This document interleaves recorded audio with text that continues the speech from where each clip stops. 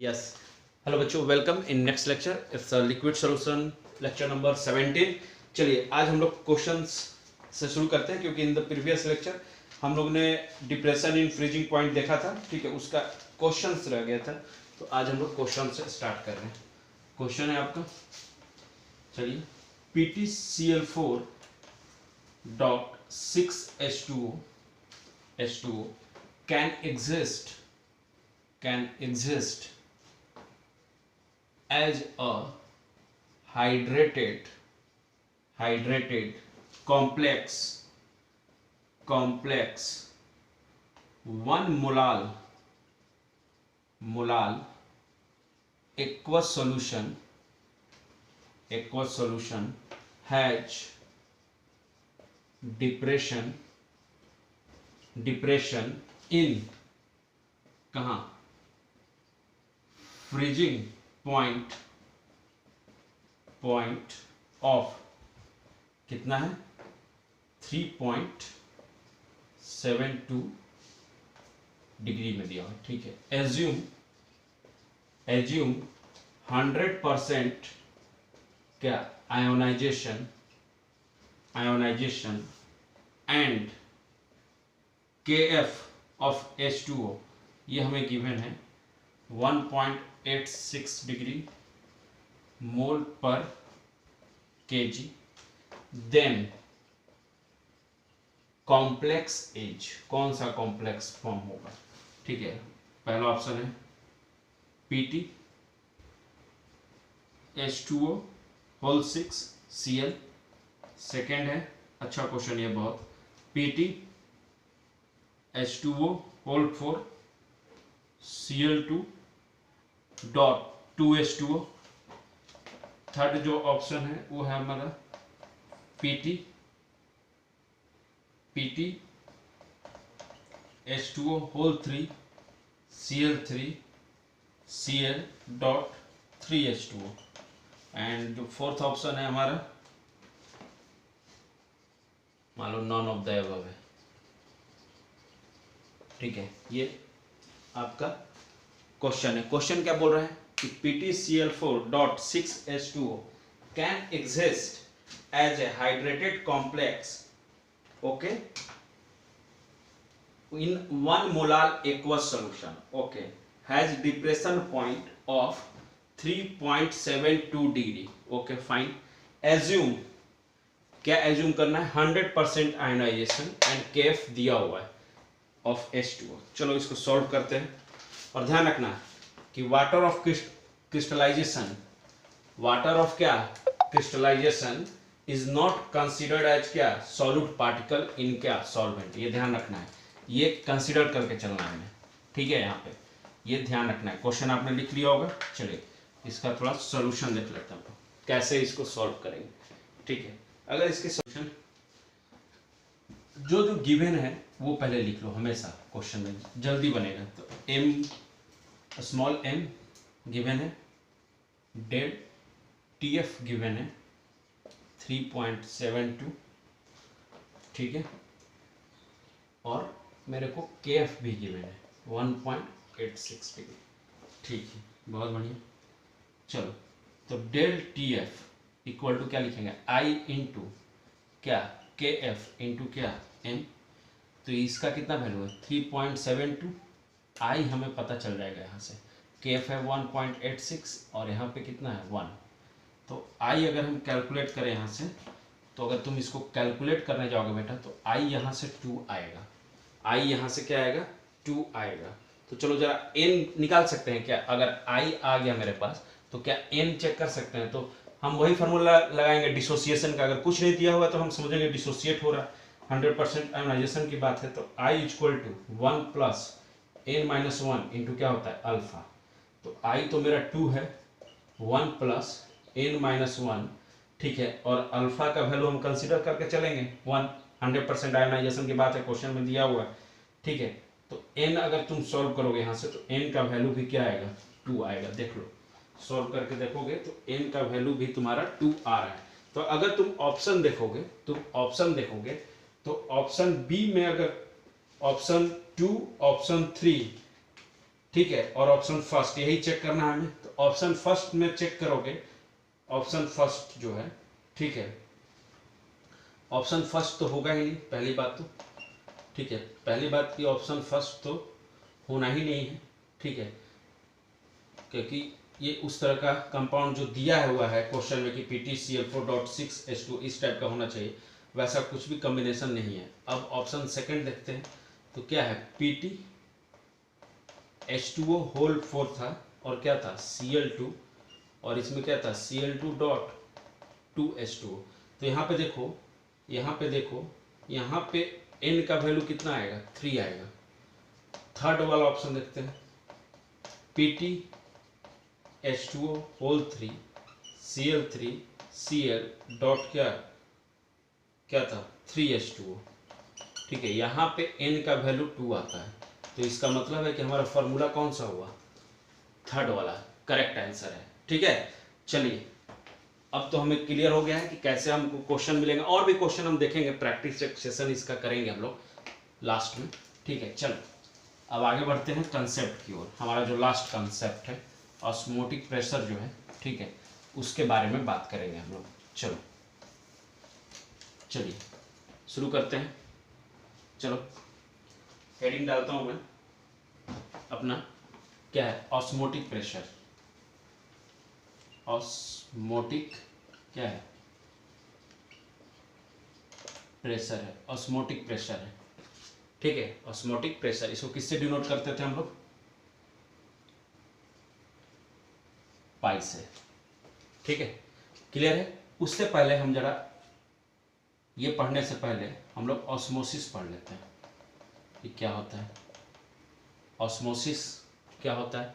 और ऑस्मोसिस पढ़ने से पहले हम लोग क्या पढ़ेंगे, सेमी क्या, परमेबल मेम्ब्रान्स, परमेबल मेम्ब्रान्स, ठीक है, इसके बारे में पढ़ेंगे हम लोग, क्या होता है सेमी परमेबल मेम्ब्रान्स। तो मैं लिख रहा हूं, दे अलाउ, इसका डिफिनेशन में लिख रहा हूं, अभी ऑस्मोसिस का नहीं, ठीक है, दे अलाउ वाटर और अदर क्या, स्मॉलर, दे अलाउ वाटर और क्या, other smaller molecules to pass through, molecules to क्या बेटा, pass through, कहाँ से, बट इसके होल से, जो होल होते हैं ना वहां से, मैं बताऊंगा कैसा, बट दे ब्लॉक किसको, द पासेज ऑफ क्या, लार्ज क्या बेटा, सॉल्यूट मॉलिक्यूल्स और क्या बेटा, आयंस। क्लियर है बात, they passage of large solute और मॉलिक्यूल्स और क्या बेटा, ions, in the means solvated, यहां पे लिख लो सॉल्वेटेड आयंस, ध्यान रखना, दे अलाउ वाटर और other smaller molecules to pass through but they block the passage of क्या, लार्ज सॉल्यूट मॉलिक्यूल्स और आयंस। क्लियर है, ठीक है, pass through but they block the passage of large solute molecule और ions mean solvated ions. Clear है बात, ये water और अदर स्मॉलर मॉलिक्यूल्स को तो पास करने के लिए अलाउ कर देते हैं, बट ये ब्लॉक कर देते हैं जो लार्ज सॉल्यूट मॉलिक्यूल। इसका मतलब है कि सॉल्वेंट को कहीं ना कहीं ये पास करा रहे हैं और सॉल्यूट को क्या कर रही है, ब्लॉक करते हैं, ठीक है। इसको क्या बोलते हैं हम लोग, सेमी परमेबल मेम्ब्रान्स, ठीक है। जैसे सेमी परमेबल मेम्ब्रान्स करने का मतलब क्या है, समझो जरा, ठीक है। जैसे किडनी, कितने लोग पढ़े होंगे, किडनी क्या काम है, किडनी जो होता है वो जितना भी एक्स्ट्रा वाटर होता है उसको तो वो बाहर निकालता है बॉडी से, ठीक है, पास कर देता है, बट क्या जो लिक्विड फॉर्म में ब्लड भी तो है, क्या उसको भी पास करता है, नहीं, उसको पास नहीं कर रहा है। इसका मतलब है कि ब्लड में जो लिक्विड है, ठीक है, और जो वाटर के पास जो लिक्विड फॉर्म है, वाटर जो लिक्विड फॉर्म है उसको तो पास कर रहा है, ब्लड वाले लिक्विड फॉर्म को पास नहीं कर रहा है। ठीक है, इसका मतलब है कि वो सॉल्वेंट को तो पास कर दे रहा है किडनी, बट सॉल्यूट को रोक रहा है। तो किडनी भी एक क्या हुआ, सेमी परमेबल क्या हुआ, मेम्ब्रांस हुआ। समझ में आ रहा है? किडनी भी एक बिहेवियर क्या रख रहा है, सेमी परमेबल मेम्ब्रांस की तरह। एक तरह से ये थिन जो होता है ना, चादर की तरह, मतलब थिन कोई पेपर ले लो, ठीक है, शीट, थिन शीट या पेपर, उसी की तरह बिहेवियर रहता है, इनका स्ट्रक्चर उसी की तरह रहता है। ठीक है, चलो अब नेक्स्ट देखते हैं हम लोग ऑस्मोसिस क्या होता है। ठीक है, ये तो हम लोग मेम्ब्रांस पढ़ लिए, ठीक है, कि क्या होता है सेमी परमेबल। चलो अब जरा ऑस्मोसिस देखते हैं। ठीक है, तो ऑस्मोसिस क्या होता है, when solution, when a solution, when a solution, ठीक है, एंड क्या बेटा, pure solvent, when a solution and क्या बेटा, प्योर सॉल्वेंट और to solution of different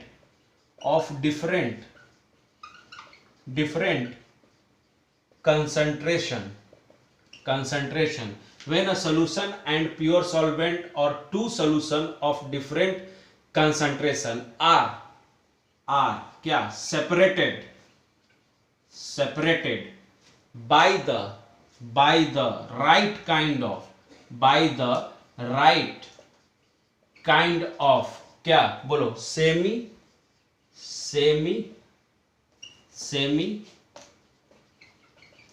permeable क्या, मेम्ब्रांस। ठीक है, when a solution and pure solvent or two solution of different concentration are separated by the right kind of semi permeable membranes। या इसको एक point और लिख देता हूं, देखो, सॉल्वेंट बात तो वही कर रहा है ना हमेशा कि सॉल्वेंट मॉलिक्यूल जो स्मॉलर होते हैं। ठीक है, तो solvent molecule pass through the membranes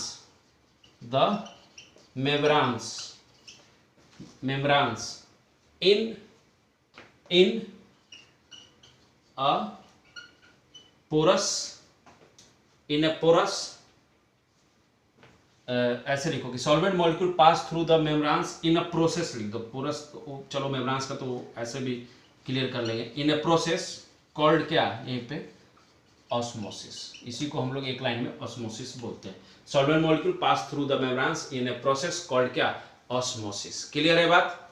ठीक है, देखो सिंपल है। अगर मैं इसका तुम्हें स्ट्रक्चर बना के दिखाऊं, ठीक है, स्ट्रक्चर से अगर तुम्हें क्लियर करना चाहूं डायग्राम से, तो देखो कुछ इस तरह से होता है, मैं बनाता हूं। ठीक है, ध्यान देना, ठीक है, ध्यान दो।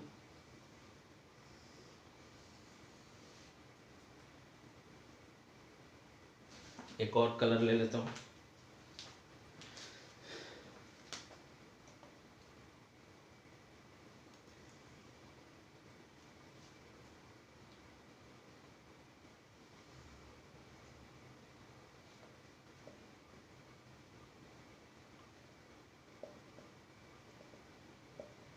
चलो ये सेमी परमेबल मेम्ब्रान्स बनाने की कोशिश कर रहा हूँ मैं। ठीक है, इसको थोड़ा सा ब्लैक से हाईलाइट कर देता हूँ।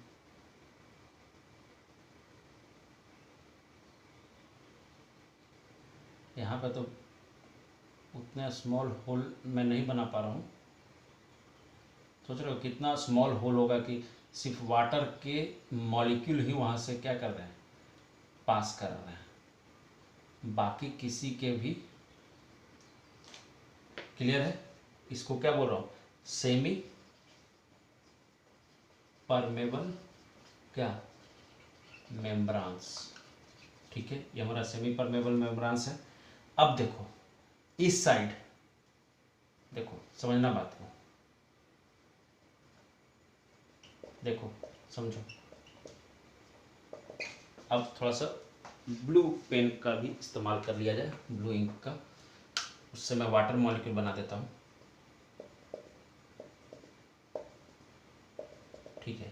तो ये हमारा कौन सा प्लेस है, ये हमारा कौन सा प्लेस है, ये हमारा सॉल्यूशन वाला है, ये सॉल्यूशन है।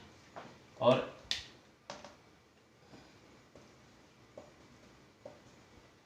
इधर कौन है, इधर सिर्फ क्या है, सॉल्वेंट है, इधर सिर्फ क्या है, सॉल्वेंट है। समझ में आ रही बात, समझ में आ रही बात। तो देखो सिर्फ वाटर मॉलिक्यूल ही पार कर सकता है इस सेमी परमेबल मेम्ब्रेन्स को, या इधर से इधर जाए या इधर से इधर जाए, सिर्फ वाटर मॉलिक्यूल ही पार कर रहा है। बाकी सॉल्यूट का जो ये सॉल्यूट जो है ब्लैक वाला, ये तो पार नहीं कर पा रहा है ना, देख लो ये तो पार नहीं हो पा रहा है, बट वाटर मॉलिक्यूल पार हो पा रहे हैं, सॉल्यूशन में भी हैं और सॉल्वेंट में भी हमें दिख रहे हैं। क्लियर है बात। तो यही हमारा क्या हुआ, ऑस्मोसिस हुआ। ये हमारा क्या है, ऑस्मोसिस है। ठीक है, यही हमारा ऑस्मोसिस होता है। ठीक है, क्लियर है बात। चलो ठीक है। अब ये ऑस्मोसिस जो होता है बेटा ध्यान रखना है, ये कॉलिगेटिव प्रॉपर्टी नहीं होता है। ऑस्मोटिक प्रेशर जो होता है वो कॉलिगेटिव प्रॉपर्टी है। तो चलो उसके बारे में पढ़ लेते हैं। ठीक है, चलिए इसे हटा दूं, चलो ध्यान रखना है। ठीक है, चलो इसको ऐसे ही रहने दो। अब हम लोग ऑस्मोटिक प्रेशर लिखते हैं। ठीक है, डिफिनेशन के साथ स्टार्ट करते हैं ऑस्मोटिक प्रेशर। ठीक है, चलिए स्टार्ट करते हैं। क्या होता है, the excess pressure, the excess pressure कहने का मतलब है कि जो ऑस्मोसिस हो रहा है ना उसको हमें प्रिवेंट करना, मतलब उसे रोकना है किसी भी तरह। ठीक है, जो ऑस्मोसिस हो रहा है, ठीक है, जो वो कहने का मतलब है कि जो भी चीजें चल रही है ऑस्मोसिस में उसको अगर मुझे प्रिवेंट करना है या मुझे उस चीज को ऑस्मोसिस नहीं होने देना है, ठीक है, तो उसके लिए मैं क्या लगाऊंगा, ऑस्मोटिक प्रेशर लगाऊंगा। The excess pressure that must be क्या, अप्लाइड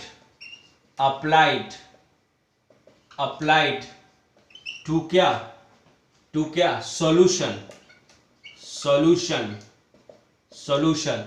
साइट, टू क्या बेटा, टू प्रिवेंट क्या बोलो, ऑस्मोसिस। देखो, the excess pressure that must be applied to solution side to prevent क्या, ऑस्मोसिस। ऑस्मोसिस को रोकने के लिए जो प्रेशर मिनिमम या मैक्सिमम जो बोलो तुम, ठीक है, अप्लाई होता है उसी को हम लोग क्या बोलते हैं, यहाँ पे क्या अप्लाई कर रहा हूँ, प्रेशर अप्लाई कर रहा हूँ, और इसी प्रेशर को हम लोग क्या बोलते हैं, ऑस्मोटिक प्रेशर बोलते हैं। मतलब यहाँ से जो सॉल्वेंट इधर की तरफ पार कर रहा है वो पार ना करे, वो इधर ही रह जाए। समझ में आ रही बात, वो इधर ही रह जाए, तो उसी को हम लोग क्या बोलते हैं, ऑस्मोटिक प्रेशर बोलते हैं। क्लियर है बात, क्लियर है बात सभी को। ठीक है, अब देखो यहाँ पे बेटा ध्यान देना है, यहाँ पे फॉर्मूला अगर मैं बात करूं तो इसको तो हम लोग पाई से डिनोट करते हैं, तो मैंने बताया आपको। ठीक है, अगर मैं यहाँ पे आपको फॉर्मूला बताऊं तो पाई इक्वल टू क्या होता है, ICRT।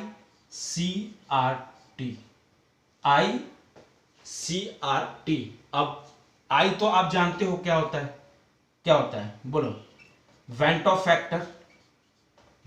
फैक्टर। ठीक है, सी क्या है हमारा, कंसंट्रेशन टर्म है, कंसंट्रेशन टर्म ऑफ क्या, सॉल्यूशन। ध्यान देना, कंसंट्रेशन टर्म ऑफ क्या बेटा, सॉल्यूशन के बारे में बात हो रही है यहाँ पे। और ये क्या है, मोलारिटी है, मोलारिटी नहीं है। ठीक है, यहाँ से ये सॉल्यूशन हटा देता हूँ, यहाँ पे लिख देता हूँ सॉल्यूशन। ठीक है, चलो, आर तुम जानते हो, universal gas constant, universal gas क्या कांस्टेंट। टी तुम जान रहे हो, टेम्परेचर है, किस में रहेगा, केल्विन डिग्री सेल्सियस जिसमें दिया है। ठीक है, तो चलो ये हमारा फॉर्मूला हो गया, इसी को हम लोग ध्यान रखना है, पाई इक्वल टू ICRT। ठीक है, यहाँ पे ध्यान रहेगा।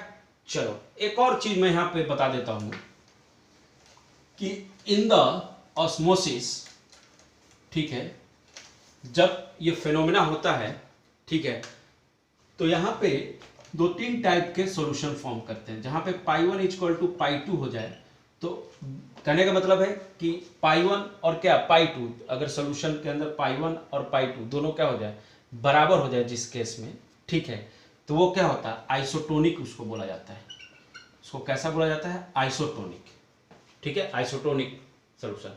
ठीक है, अगर पाई1 ग्रेटर देन क्या हो जाए, पाई2, तो ये जो पाई1 है ना, ये तो कहलाएगा इस केस में hypertonic.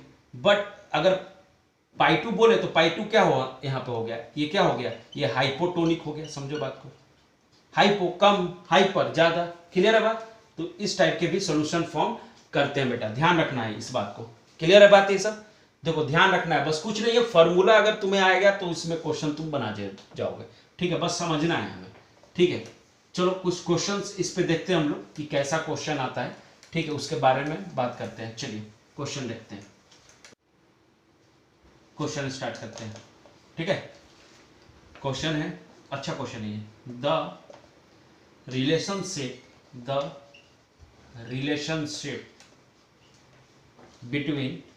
between osmotic pressure at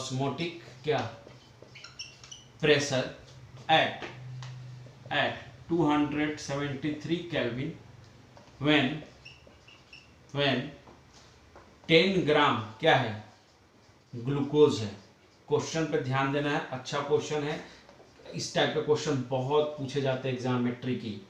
इसका मॉलिक्यूलर वेट दिया हुआ है 180। ठीक है, 10 ग्राम क्या लिया है, यूरिया है।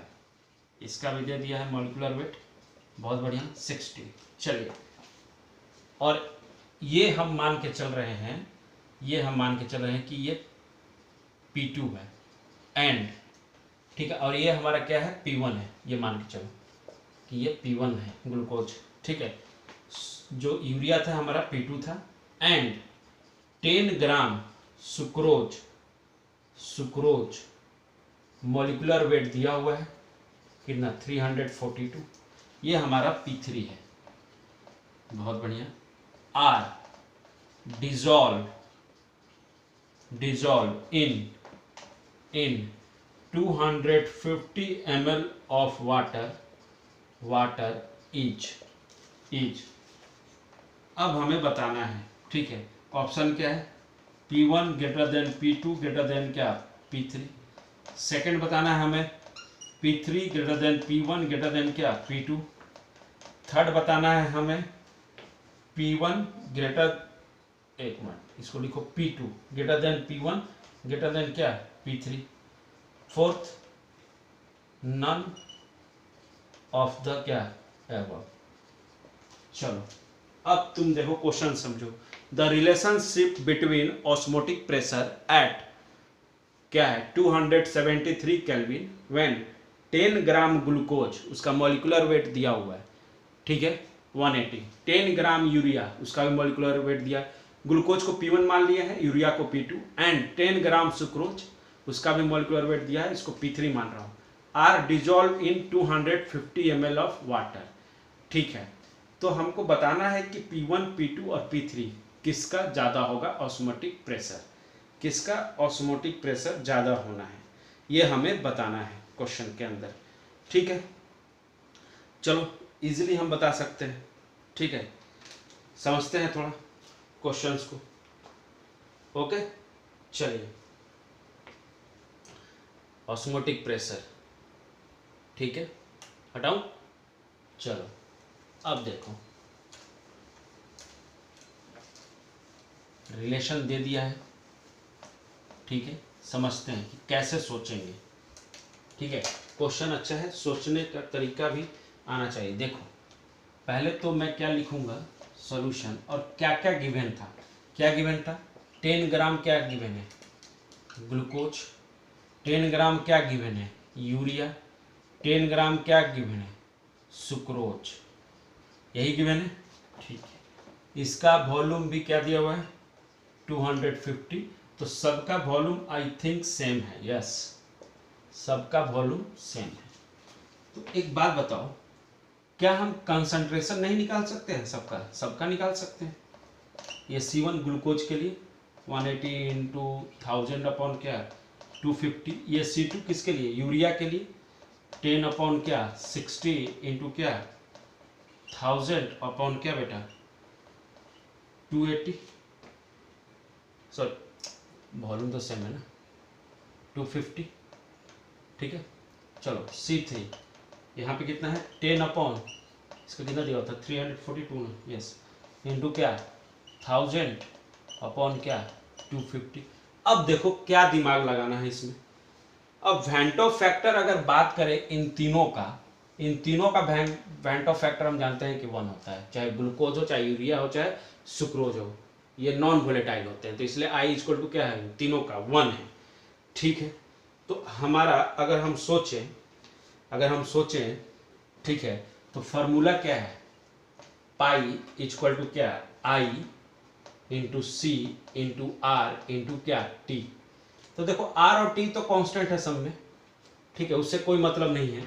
अगर मैं आई भी क्या है, 1 ही है, ठीक है, आई भी क्या है, 1 है, ठीक है। अब जरा दिमाग लगाते हैं क्वेश्चन सॉल्व कैसे होगा। तो देखो तुम इसका मतलब है कि पाई क्या हुआ, डायरेक्टली प्रोपोर्शनल टू क्या हुआ, कंसंट्रेशन। जो पाई हुआ यहाँ पे, जो पाई है वो डायरेक्टली प्रोपोर्शनल टू क्या हुआ, कंसंट्रेशन है, ठीक है। बट जो कंसंट्रेशन है वो इनवर्सली प्रोपोर्शनल टू क्या है, मोलर मास। अरे है ना, पाई तो डायरेक्टली प्रोपोर्शनल टू क्या हुआ, कंसंट्रेशन, बट जो कंसंट्रेशन है वो इनवर्सली प्रोपोर्शनल टू क्या है, मोलर मास। इस रिलेशन से, मोलारिटी के फॉर्मूला से अगर देखें हम लोग तो कंसंट्रेशन के लिए निकाल सकते हैं। तो जिसका सबसे कम मोलर मास होगा उसका कंसंट्रेशन ज्यादा होगा। अरे समझ आ रहा है, जिसका मोलर मास कम होगा उस वहां पे कंसंट्रेशन ज्यादा होगा, तो अगर कंसंट्रेशन ज्यादा तो पाई भी ज्यादा। अरे समझ में आ रही कि नहीं बात। तो जरा चेक करते हैं किसका कंसंट्रेशन अगर देखें सबसे ज्यादा हो रहा है, मोलर मास किसका कम है, तो यूरिया का देखो मोलर मास सबसे क्या है, कम है। यूरिया का मोलर मास सबसे क्या है, कम है। उसके बाद किसका कम है, ग्लूकोज का, ठीक है। उसके बाद ज्यादा किसका है, थर्ड वाले का।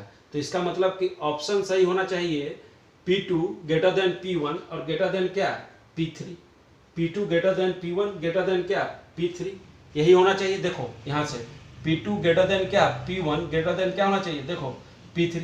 ये कंसेप्ट आना चाहिए, है कि नहीं। ये रिलेशन समझ में आ रहा है कि नहीं।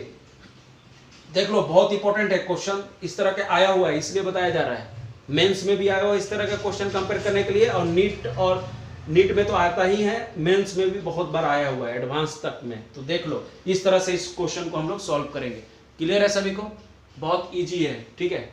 चलो हटा दो, एक और छोटा सा क्वेश्चन, ठीक है। चलो ये ट्रिकी क्वेश्चन रहा हमारा, ठीक है। एक और क्वेश्चन देख लेते हैं, ठीक है।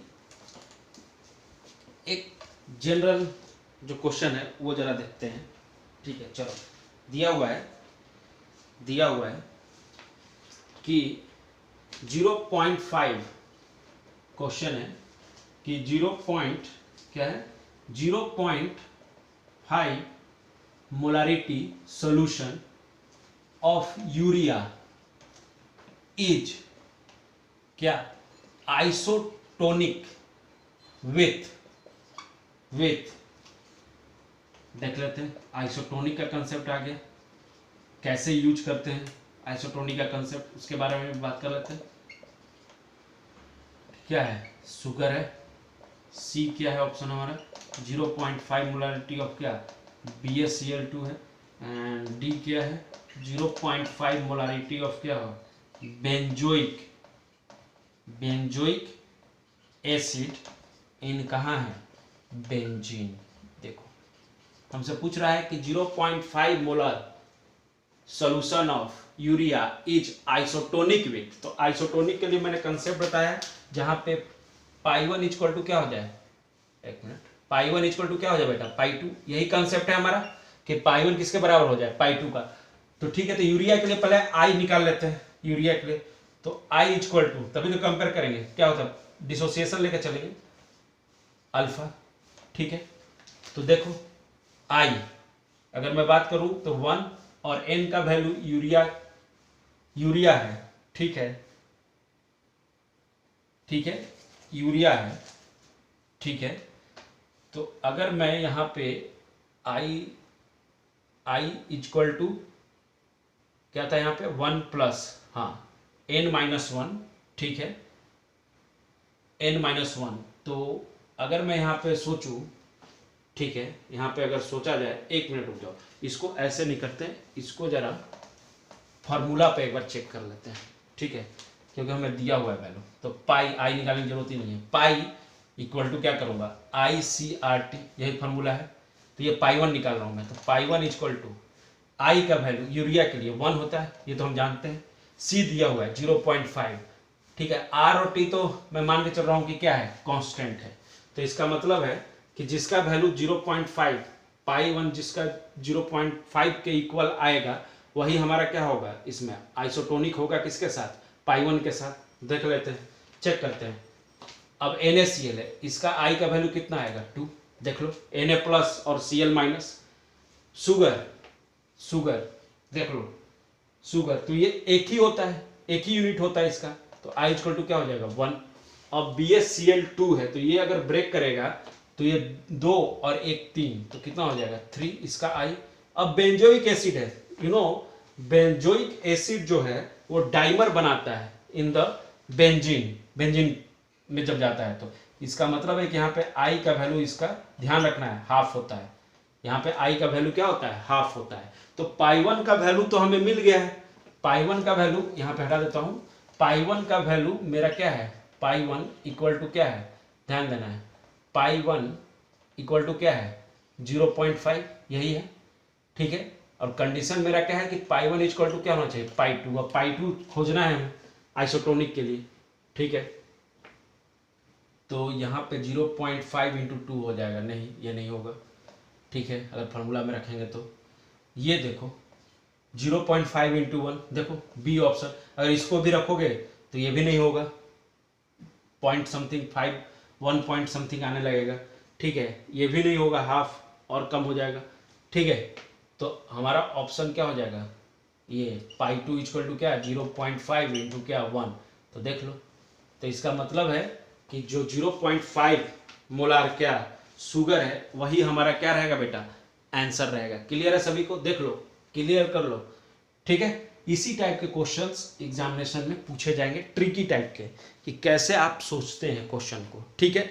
इन द नेक्स्ट लेक्चर हम लोग इस पे कुछ बेहतरीन कंसेप्ट के क्वेश्चन, कम से कम 10 क्वेश्चन हम लोग प्रैक्टिस करके देखेंगे। नेक्स्ट क्वेश्चन आपका प्रैक्टिस पे रहेगा, सब इंपॉर्टेंट क्वेश्चन ट्रिकी, उसका कैसे हम लोग सोल्यूशन करेंगे उसके बारे में हम अभी in the next coming class जो भी होगा उसमें हम लोग डिस्कस कर लेंगे। चलिए, तो आज के लिए इतना ही। आपका एक तरह से लिक्विड सॉल्यूशन कंप्लीट हो चुका है, ठीक है। अब सिर्फ नेक्स्ट जो आपका कमिंग लेक्चर आएगा उसमें सिर्फ क्वेश्चन प्रैक्टिस मैं करवा दूंगा, 10 या 8 क्वेश्चन का, ठीक है, जितना हो सके, ठीक है, उतना करा दिया जाएगा। वेराइटीज़ ऑफ क्वेश्चन, आप बाकी खुद से भी प्रैक्टिस करेंगे, आपको सीट वगैरह मिल जाएगा। चलो बच्चों, ठीक है, मिलते हैं नेक्स्ट लेक्चर में, तब तक थैंक यू सो मच, चलो बाय।